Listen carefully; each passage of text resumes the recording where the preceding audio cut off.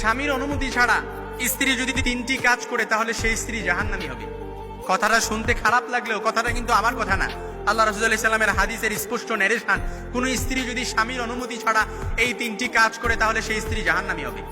এই জন্য আমার মা বোনেরা ভুলেও যদি স্বামীর অনুমতি ছাড়া এই 3টি কাজ করে তাহলে সে জাহান্নামের দিকে নিজেকে অগ্রসর করতেছে।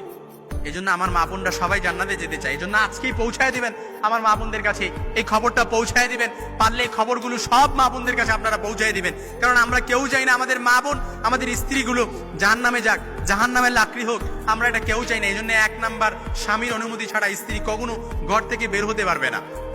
ঘর থেকে কখনো স্বামীর অনুমতি ছাড়া কোনো স্ত্রী বের হতে পারবে না। 2 নাম্বার হচ্ছে, স্বামীর অনুমতি ছাড়া সে কি করতে পারবে না? স্বামীর অনুমতি ছাড়া কোনো স্ত্রী নফল রোজা, নফল নামাজ আদায় করতে পারবে না। কারণ স্ত্রীর সাথে সময় কাটালে, একজন স্বামী যদি স্ত্রীর সাথে সময় কাটায়, কিংবা একজন স্ত্রী যদি একজন স্বামীর সাথে সময় কাটায়, তাহলে আল্লাহ তাআলা ওই সময়টার মধ্যেও সাদাকার সওয়াব দিয়ে পরিপূর্ণ করে দেয়। আর যদি একজন স্ত্রী একজন স্বামীর সাথে একটু মুচকি হাসি দিয়ে কথা বলছে, আবার একজন স্বামী স্ত্রীর সাথে মুচকি হাসি দিয়ে কথা বলছে, ওয়াফি তাবাসসুমুকা ফি ওয়াজহি আখিকা, তিরমিজির বর্ণনা এসেছে, এই যে মুচকি হাসি দিয়ে কথা বললেন ওইটার মধ্যে আল্লাহ তাআলা সওয়াব দিয়ে পরিপূর্ণ করে দেয়।